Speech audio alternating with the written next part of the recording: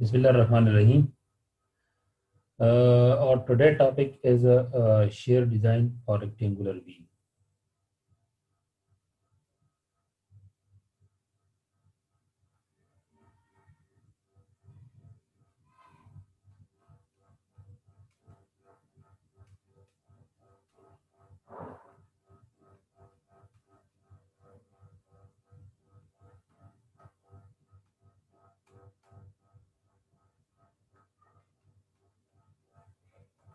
Share design for rectangular beam.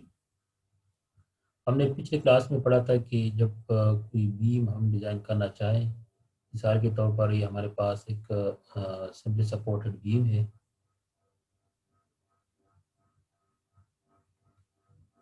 इसके ऊपर एक यूडीएल लोड डाला हुआ है। तो सबसे पहले हमने जब हम इसकी शेयर रिइंफोर्समेंट डिज़ाइन करेंगे तो सबसे पहले हमने इसकी शेयर फोर्स डायग्राम हमने ड्रा करना होगा।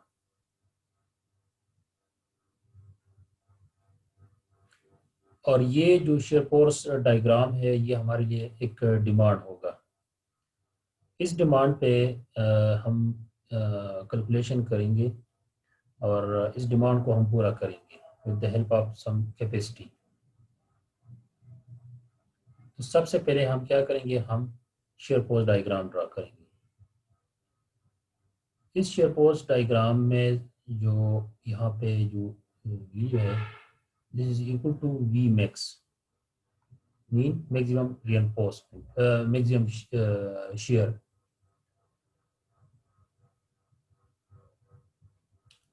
इस तरह जो इसकी मिड पॉइंट है, यहाँ पर शेयर डिमांड 0 है और इस तरह दूसरे एंड पे again V max mean maximum shear demand. हमने ये भी पढ़ा था कि डिमांड शेयर हम वी यू से रिप्रेजेंट करते हैं। अब ये जो अगर मैं इसको अगर मैं वी मैक्स नाम दे दो तो वी यू या डिमांड शेयर कौन सा होगा? डिमांड शेयर हमेशा यहाँ पर आएगा।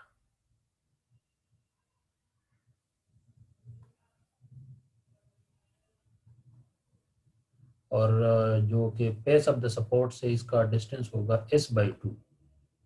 एस क्या है? एस स्पेसिंग बिटवीन स्टेरप्स है, इसको हम बाद में कैलकुलेट करेंगे। लेकिन जो स्पेसिंग हमारे पास आएगी, जो सबसे मिनिमम स्पेस आएगी, उस स्पेस को अगर आप s/2 पे डिवाइड करें तो फर्स्ट स्टेप हमारे साथ जो आएगा वो s/2 के डिस्टेंस पे आएगा from face of the support.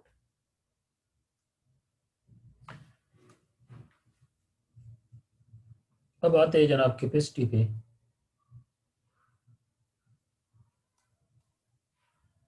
Capacity shear और सिंपली शेयर। कैपेसिटी हम शो हम डिनोट कर रहे हैं वी बाई वी सी और सिंपली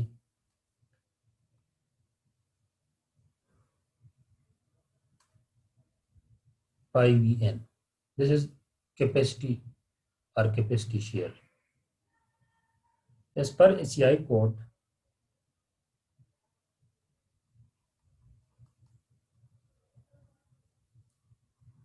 जो हम डिजाइन कर रहे हैं बीम, इसमें जो शेयर कैपेसिटी होगी phi V N, that should be equal to or greater than V you.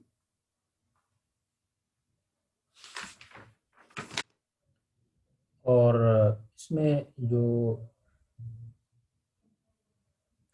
Pi V N है capacity, that's equal to 5 into V C plus V S. यहाँ तक हमने डिटेल से किया था कि टोटल कैपेसिटी जो आएगी वो कंक्रीट से प्लस स्टील से आएगी।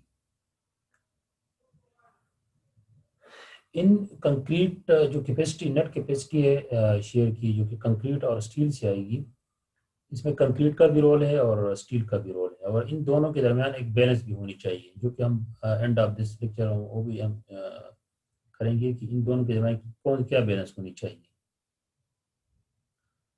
हम इन दोनों में से एक पे 100% रिलाई नहीं कर सकते, चाहे इसकी कैपेसिटी डिमांड से ज़्यादा क्यों ना हो। इसमें से जो पाई वी सी है, पाई वी सी ये बराबर है 2 pi under root FC and 2 DW D, जिसमें से pi FC dash compressive strength of concrete,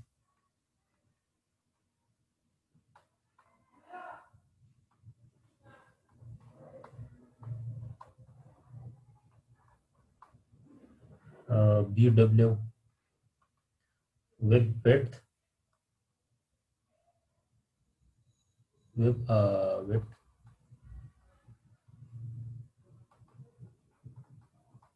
of beam and D is effective depth.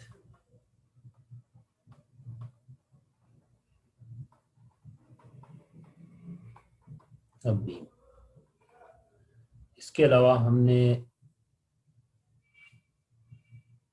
Pi VS जो कि shear capacity carried by steel, ये बराबर होगा फाई तो अपनी जगह फाई NAV इंटू FY, इसके बराबर होगा। इसमें हमने फर्दर पुट किया था, अगर आप इसमें से फाई स्टेज पे ख़त्म करना चाहे तो अब तो भी आप कर सकते हैं। Pi VS is equal to N की बजाय हमने D/S लगाया था और V इंटू FY अपनी जगह।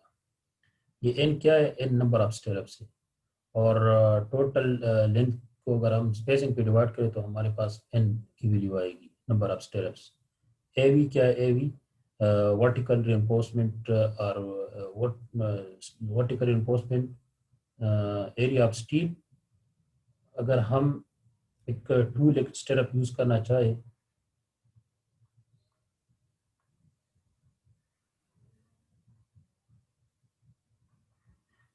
अगर ये हमारे पास एक टू लेग स्टेरअप है तो, और फॉर एग्जांपल ये जो हम स्टील है, ये नंबर 3 स्टील है, तो इसमें से जो AV होगा, AV इस स्टेरअप के लिए इसमें 2 बार है ना वर्टिकल, तो इसका AV बराबर होगा 2 × नंबर 3 स्टील के 0.11 इंच स्क्वायर, तो इसका नेट एरिया होगा 0.22 इंच स्क्वायर।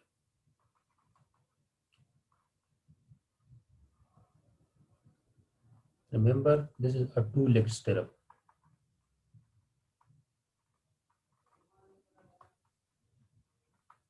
इसके साथ हमारे इसके अलावा हमारे साथ 3 लेग स्टिरअप भी हो सकता है, 4 लेग स्टिरअप भी हो सकता है, लेकिन ये 2 लेग स्टिरअप एक रूटीन का हमारे रेक्टेंगुलर बीम में हम यूज़ करते हैं। यहाँ तक तो हमारे पुराने डिस्कशन में पिछली क्लास में हमने ये सब किया था। अब चलते हैं आगे ACI कोड की तरफ। ACI कोड प्रोविजन और shear डिज़ाइन।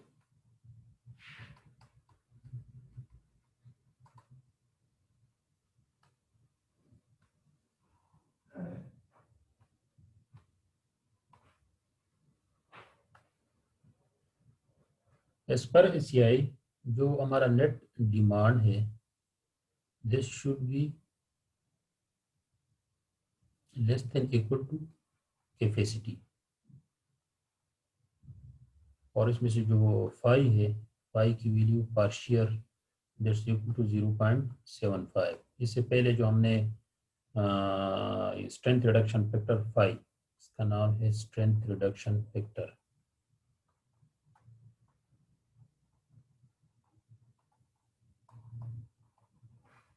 एक सेफ्टी फैक्टर है, और शेयर के केस में हम इसको 25% बिलो लेते हैं, मीन 0.75। इससे पहले हमने जो प्लग रिइंफोर्समेंट डिज़ाइन की थी उसमें हमने 0.9 लिया था, और इस मतलब कि हमने 10% स्ट्रेंथ सेफ साइड पे लिया था।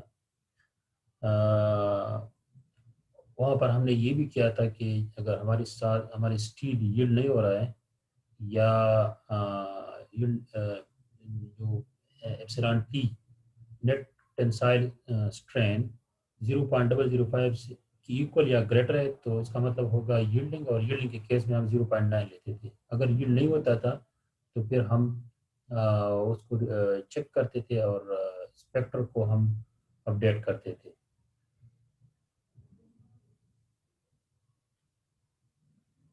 जो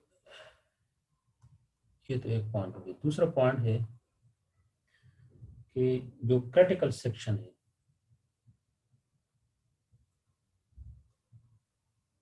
सबसे ज़्यादा क्रिटिकल शेयर कहाँ पे आएगा? क्रिटिकल सेक्शन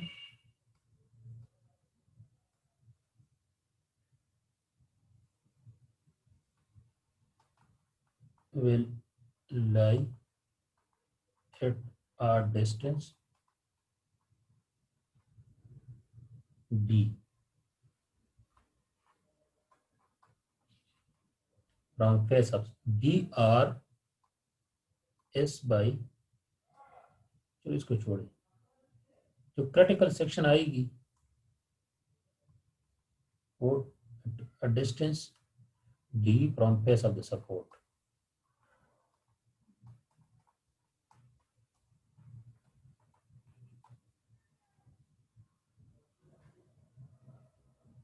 इसके अलावा एसीआई ये भी कहता है कि V C shear carried by concrete के बराबर होगा 2√FC डैश इंटू BWD। और एसीआई ये भी कहता है कि मिनिमम वेब रिइंफोर्समेंट कितना होगा।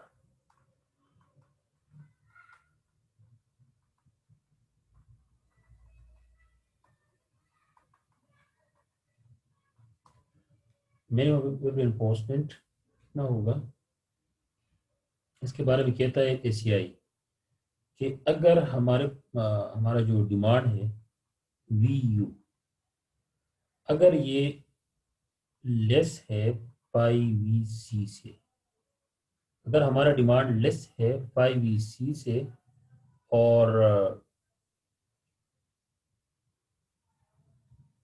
तो इसी केस में थ्योरेटिकली तो ये नज़र आ रहा है कि इस केस में हम स्टिरअप नहीं होनी चाहिए।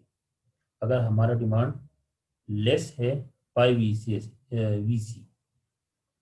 मीन हमारा डिमांड कैपेसिटी से कम है, तो इस केस में हम इससे कम है, लेकिन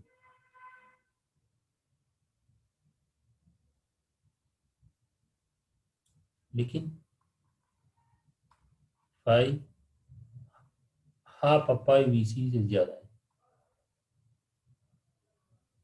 डिमांड पाई VC से कम है लेकिन हाफ पाई VC से ज़्यादा है, तो इस केस में हम थ्योरेटिकली तो नज़र आ रहा है कि इसमें पुट नहीं करना चाहिए कोई वेब रिइंफोर्समेंट, लेकिन इस केस में हम मिनिमम वो पुट करते हैं, यानी मिनिमम वेब रिइंफोर्समेंट, और वो बराबर होगा इस केस में AV मिनिमम, वो बराबर होगा 0.75 √FC dash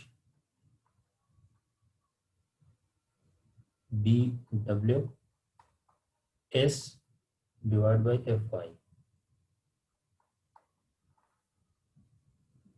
greater than equal to 50 BW D by FY। इन दोनों में से जो सबसे मैक्सिमम होगा 0.75 √FC dash BWS by FY, और 50 BW D divide by FY। इन दोनों में से जो ग्रेटर होगा हम उसको मिनिमम रिइंफोर्समेंट के तौर पर यूज़ करेंगे। अगर हमारा डिमांड 5 VC से कम है लेकिन 5 VC डिवाइड बाई 2 से ज़्यादा है।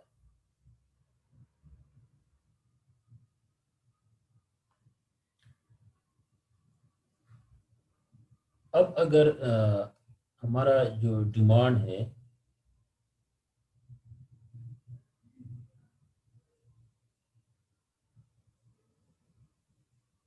अगर वो पाई हाफ ऑफ पाई वी सी इससे भी कम है तो फिर क्या होगा? इस केस में हम नो वेब रिइंफोर्समेंट,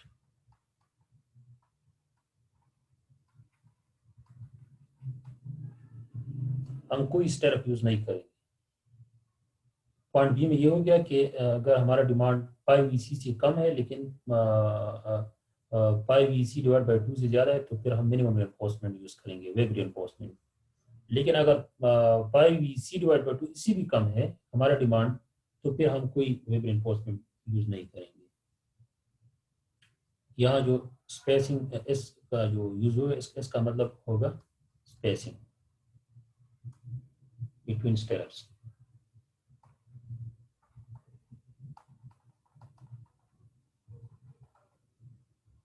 इसके अलावा एफ वाई का मतलब yield strength of web reinforcement.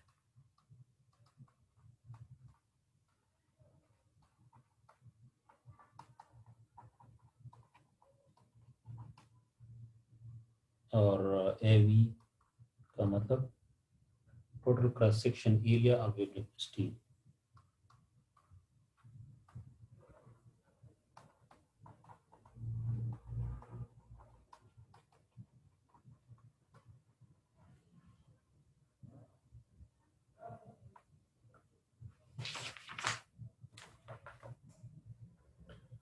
अब आते एक एग्जांपल की तरफ।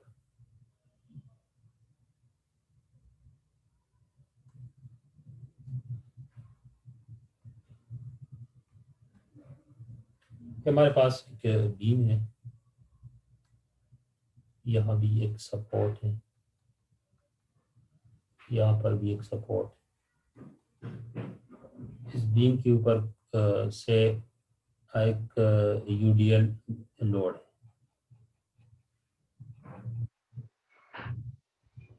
से डब्ल्यू लोड है पाउंड पर फीट में। तो इसका जो शेयर फोर्स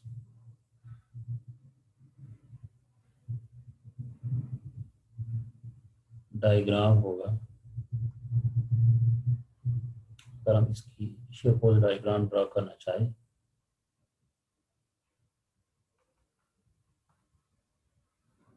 तो किस तरह होगा? इस तरह।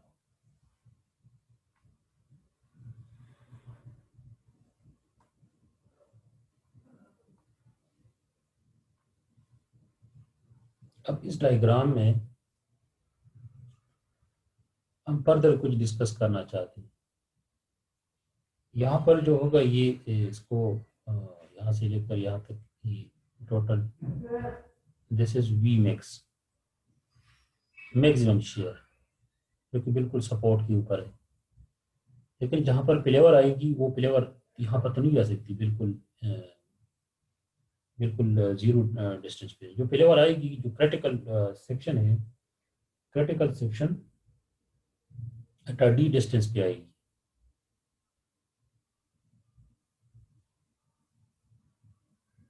यहाँ ये जो डिस्टेंस है दिस इज डी डिस्टेंस, और डी क्या है?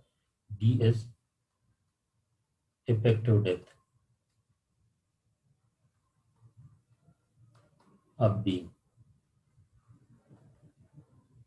इसको हम नाम देंगे क्रिटिकल शेयर को वी यू, जो कि हमारा डिमांड शेयर है। इसके अलावा जो हम फर्स्ट स्टेप पुट करेंगे वो कहाँ पर पुट करेंगे? वो यहाँ पर। और ये जो है ना, इसको मैं नाम देता हूँ S/2। ये जो डिस्टेंस है हम फर्स्ट स्टेप S/2 भी पुट करेंगे। एस स्पेसिंग जो कि वी यू के बेस पे जो स्पेसिंग हमारे पास आती है वी एस के बेस पे, उस स्पेस को अगर आप हाफ 2 पे डिवाइड करें तो सबसे जो मिनिमम स्पेस आएगी थ्रू आउट द बीम, उसको अगर आप 2 पे डिवाइड करें तो फर्स्ट स्टेप हम यहाँ पर पुट करेंगे। इसके अलावा जो यहाँ पर क्लियर है कि यहाँ पर शेयर जो है ना वो जीरो है। यहाँ मैक्सिमम, यहाँ पर 0। इसके दरमियान जो हमने जो डिस्कस किया phi V C and half of phi V C, तो सपोज अगर यहाँ पर इस बीम की कैपेसिटी पाई वी सी बनती है और यहाँ पर half of phi V C, तो इस पर और प्लीज जो हमारा लास्ट डिस्कशन है पहले स्लाइड की, इससे पहले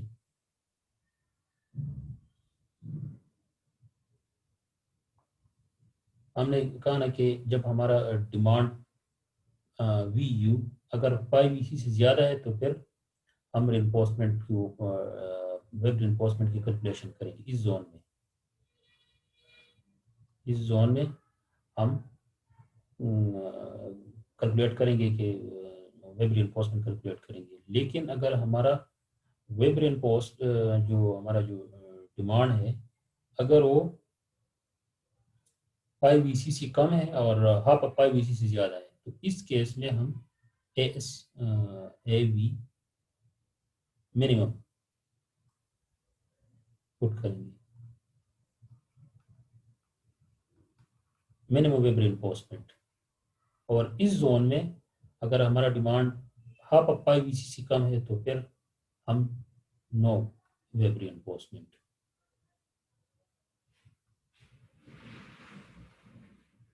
ये this is all based on C I. अगर हम यहाँ पे भी इस तरह का जोन बनाए, this is half of phi V C और here is half of phi V C, तो यहाँ से लेकर यहाँ तक नो वेब रिइंफोर्समेंट। इसके अलावा यहाँ पर मिनिमम और यहाँ पर हम प्रॉपर कैलकुलेट करेंगे वेब रिइंफोर्समेंट इस पर डिमांड। यहाँ मैं आपसे शेयर करूँ कि ये जो फर्स्ट जोन है यहाँ पे ये शेडेड पार्ट, इसके बारे में मैं बताऊँ कि यहाँ पर स्पेसिंग कितनी होगी और क्या होगा। तो जिस तरह हमें पता है कि हमारा phi V N this should always be greater than equal to demand, और अगर हम इसको इक्वल भी ले तो ये बराबर होगा phi V N equal to V U, जो कि मिनिमम क्राइटेरिया है। फिर हमारे साथ अगर इसमें हम अपना वैल्यू करें तो ये बराबर होगा phi N to V C plus V U V S, this will be equal to V U. इसके अलावा अगर हम वी सी तो हमें पता है, और वी सी बराबर है A V into F Y D divide by S, इसके बराबर है। इसको अगर हम पर सैंपल करें तो हमारे पास आएगी S will be equal to I A V F Y into D whole divide by V U minus phi V C. ये हमारे साथ स्पेसिंग का फार्मूला होगा जो कि हम यूज करेंगे।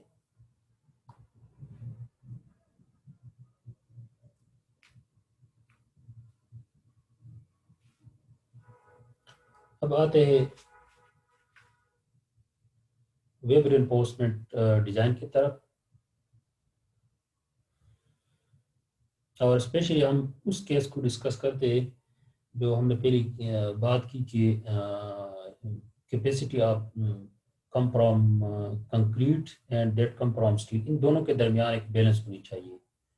वीसी और वीएस के दरमियान एक बैलेंस होनी चाहिए। तो थर्ड पॉइंट को डिस्कस करते हैं, फोर्थ पॉइंट को डी।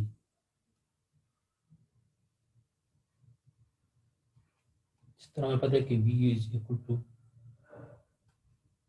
पाई V C plus phi V S, और स्पेसिंग बराबर होगा phi A V F Y to D divided by VU minus pi VC. According to ACI code,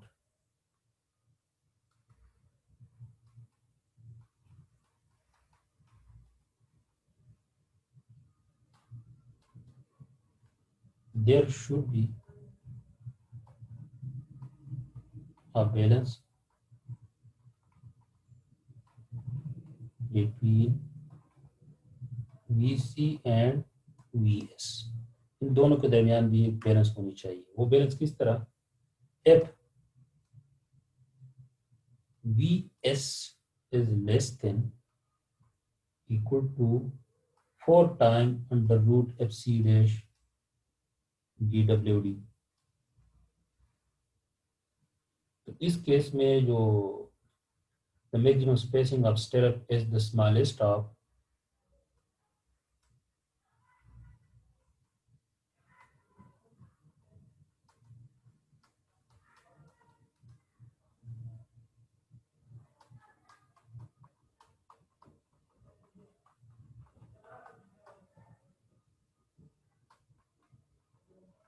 S max equal to AV pi divided by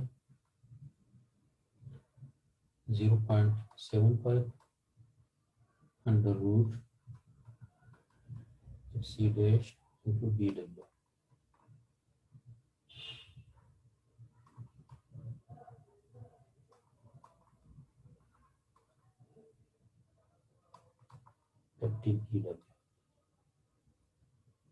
इन दोनों में से जो सबसे small value होगी, एक वैल्यू ये हो गया, दूसरा S max will be equal to D by 2 और तीसरा हमारे साथ है